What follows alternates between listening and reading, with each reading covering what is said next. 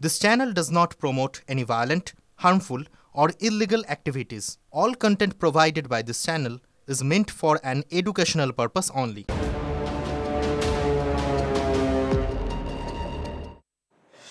এই মুহূর্তে দাঁড়িয়ে যেদিকে নজর রাখতেই হচ্ছে, দেখুন বিএনপি নেতার মুখে ফের যুদ্ধের জিগির। প্রত্যেক বাংলাদেশি নাগরিককে সামরিক প্রশিক্ষণ দিয়ে যুদ্ধের জন্য প্রস্তুত করা হবে। ছাত্রদের হাতে রাইফেল তুলে দেওয়ার নিদান। বৃহস্পতিবার ঢাকার এক সভায় এমন মন্তব্য করতে শোনা যায় বিএনপি নেতা হাফিজ উদ্দিন আহমেদকে। যুদ্ধ যদি তারা শুরু করে, এই যুদ্ধ আবার তাদের দেশে গিয়েই শেষ হবে। আমরা প্রত্যেকটি বাংলাদেশি নাগরিককে সামরিক ট্রেনিং দিয়ে প্রস্তুত করব যুদ্ধের জন্য। প্রত্যেকটি ছাত্র যেন রাইফেল চালাতে জানে, সামান্য field craft basic military training তাদেরকে আমরা দেব, যাতে করে কেউ আমাদের দিকে কোনো রক্তচক্ষু দিয়ে দৃষ্টিপাত করতে না পারে। আমরা যুদ্ধ করে জয়ী হয়েছি, চিরকাল জয়ী হবে বাংলাদেশের মানুষ। আদৌ কোনো সামরিক বিভাগ আছে বাংলাদেশের? কোনদিন বাংলাদেশ যুদ্ধ করেছে? চুরি করে ভারতবর্ষে ঢুকে খায়, চুরি করে জিনিস নিয়ে খেয়ে বেঁচে থাকে। তো তার ভিখারিরা অনেক বড় বড় কথা বলে, কিন্তু ফুটপাতেই শুতে হয় ওদেরকে। বাংলাদেশের অবস্থা খুবই খারাপ। আজ যদি আমরা বলি যে বন্ধ করে দেবো, জলটাও বন্ধ করে দেবো, বাংলাদেশ বাঁচবে কি? সরকারই নেই ওখানে। এরা এত অযোগ্য অকম্মা, না নিজের পেট চালাতে পারে না দেশ চালাতে পারে। ভারত যদি না থাকতো বাংলাদেশ তৈরি হতো না। ভারত বাংলাদেশ আজকে যে বড় বড় কথা যারাই বলছে, অস্তিত্বটাই হচ্ছে আমাদের ভারতের জন্য। ভারতের মানুষ, ভারতের সরকার যদি পাশে না থাকতো, পাক সেনারা ওদের শেষ করে দিত। পুরোটাই ভারতবর্ষ করেছে। এই গ্র্যাটিটিউড নেই তাদের, এটাই আমাদের অত্যন্ত আফসোস। MT vessel sounds much. ভারতের শক্তি সম্বন্ধে কোনো আইডিয়া আছে? আম জনতাকেও আর্মি মতো প্রশিক্ষণ দেব, তাহলে এটা তো সমাজের জন্য খুব ডেঞ্জারাস হতে পারে।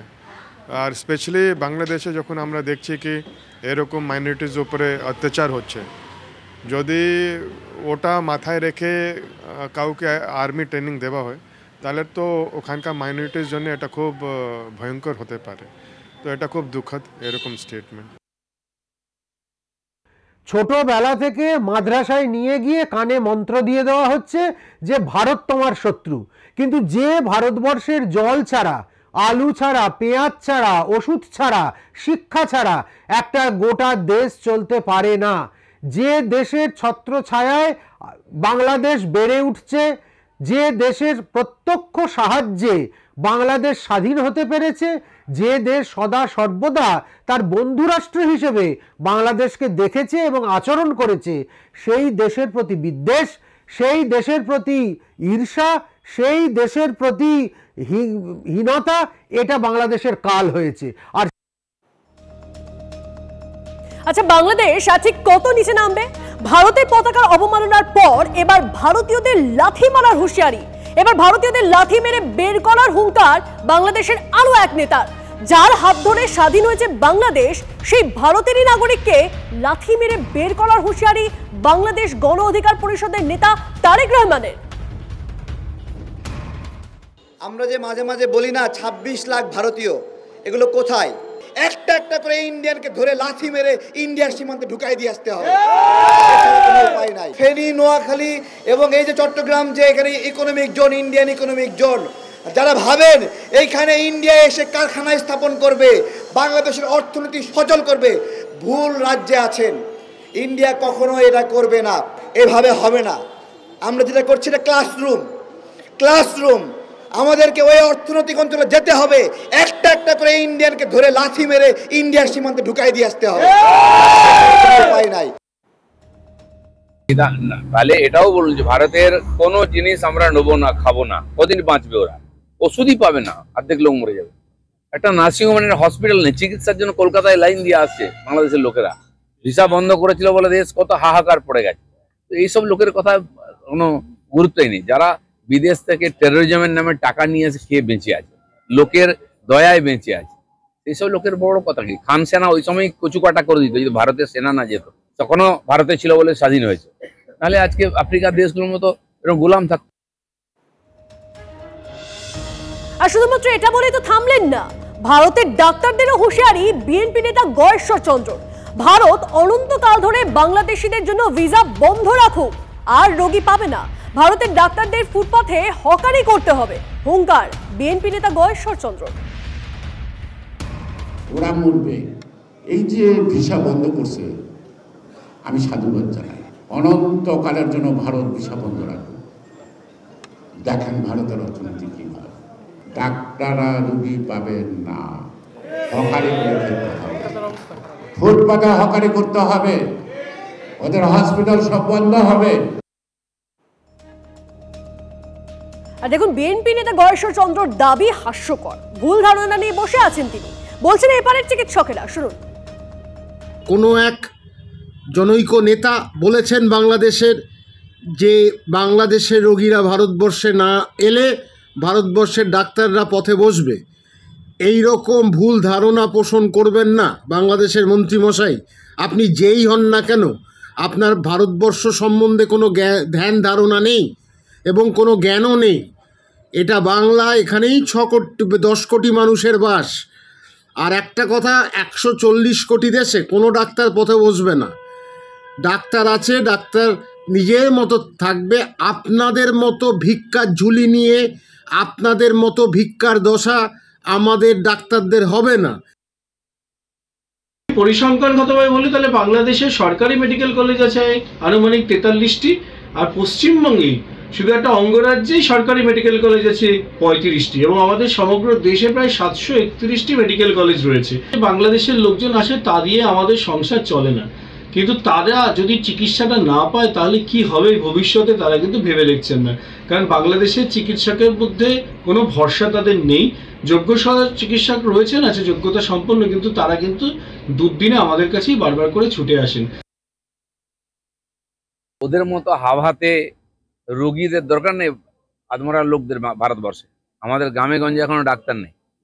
ডাক্তারের অনেক ডাক্তার দরকার আছে আমাদের, চাইলে ওদেরকে আমরা ডাক্তার দিতে পারি। সে যেন আগে হসপিটাল নার্সিংহোম তৈরি করুক, বেঘরের লোক না মারা যায়, এটা দেখুক। ভারতের কথা ভাবতে হবে না।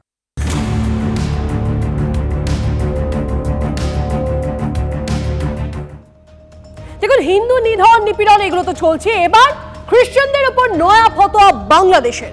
বড়দিন ও বর্ষশেষের উৎসব পালনে কড়া ঢাকা পুলিশ। নতুন নিয়মে বড়দিনে এবার ঢাকার প্রতিটি চার্চে আর্চওয়ে দর্শনার্থীকে প্রবেশ করতে হবে।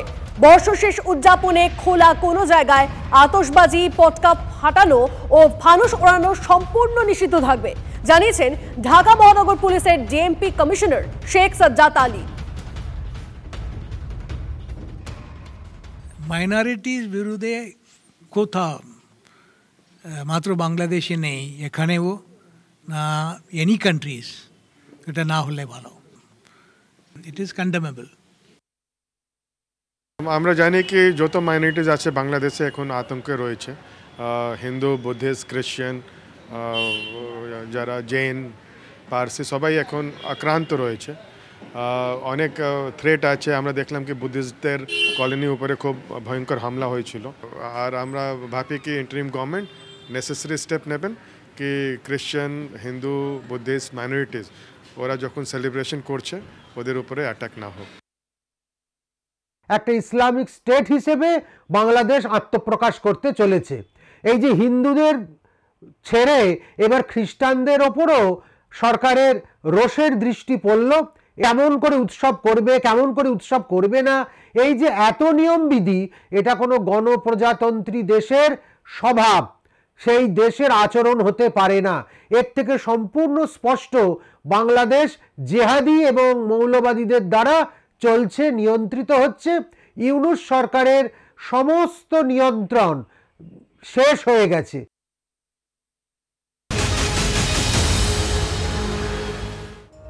এবার খাস কলকাতায় হারহিম করা ঘটনা। গলফ গ্রিনে আবর্জনার স্তূপ থেকে মহিলার কাটা মুন্ড উদ্ধার।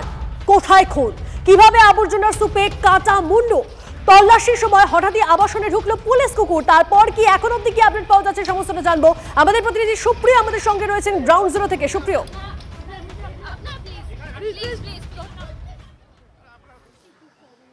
দেখো, আধারশিলা অ্যাপার্টমেন্ট, এনএসসি বোস রোড, আজাদগড়ের যে অ্যাপার্টমেন্টে এই পুলিশ কুকুর বা স্নিপার ডগটি গন্ধ শুকে পৌঁছে গিয়েছিল সেখান থেকে কিন্তু ইতিমধ্যেই বেরিয়ে গেছে। তবে তদন্তকারীরা যেটা মনে করছেন, এই যে মহিলার কাটা মাথা উদ্ধার হয়েছে গলগ্রিন থানা এলাকার আবর্জনার স্তূপ থেকে, এই ঘটনার সঙ্গে এই আবাসনের কোনো না কোনোভাবে কিন্তু একটা যোগসূত্র থাকার সম্ভাবনা ইতিমধ্যেই জোরালো হতে শুরু করেছে। তবে ইতিমধ্যেই এই আবাসনের যারা বাসিন্দারা রয়েছেন তাদেরকে যে মাথা উদ্ধার হয়েছে কাটা মাথা মহিলার, সেই ছবি দেখিয়ে কেউ কোনোভাবে চিনতে পারছেন কিনা বা এই মহিলার পরিচয় জানার কিন্তু ইতিমধ্যেই চেষ্টা করছে। তবে এখনও পর্যন্ত কিন্তু এই মহিলাকে বা মহিলার নাম পরিচয় কিছুই পুলিশ জানতে পারেনি। তার পাশাপাশি যে বিষয়টা সব থেকে কিন্তু গুরুত্বপূর্ণ বা বলা যেতে পারে একদম ফোকাস করছেন তদন্তকারীরা, সেটা হচ্ছে যে এই মহিলার নাম পরিচয়ের পাশাপাশি তার দেহের বাকি অংশ কোথায়।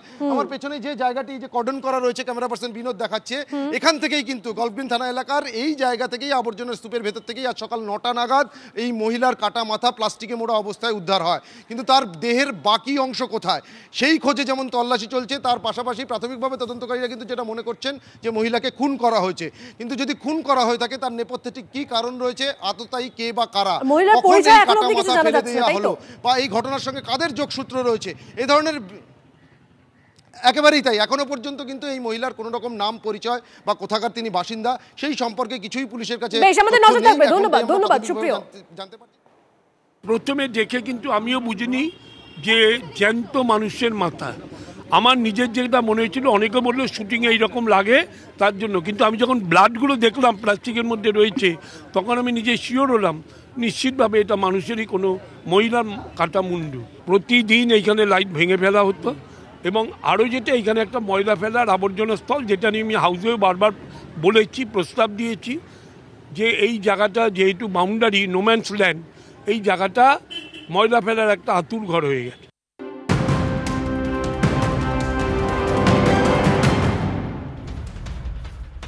এই মুহূর্তে আরো একটা ব্রেকিং নিউজ দিয়ে আপনাদের গ্রেপ্তার আল্লু অর্জুন, সুপারস্টার আল্লু অর্জুন। তিনি গ্রেপ্তার হয়েছেন কয়েকদিন আগে দক্ষিণী মেগাস্টারের সিনেমা দেখতে গিয়ে হায়দ্রাবাদে পদপিষ্ট হয়ে মৃত্যু হয় এক মহিলার। বঞ্জারা হিলসের বাড়ি থেকেই আল্লু অর্জুনকে গ্রেপ্তার করল চিক্কালপল্লী থানার পুলিশ। মৃতের পরিবারের অভিযোগের ভিত্তিতে গ্রেপ্তার। অনিচ্ছাকৃত খুনের কড়া ধারায় মামলা। পুলিশের অভিযোগ, থিয়েটারে আল্লুর যাওয়ার ব্যাপারে আগাম কিছুই জানায়নি তারকা টিম। আল্লু অর্জুনের ইউনিটের বেশ কয়েকজনের বিরুদ্ধেও অভিযোগ দায়ের।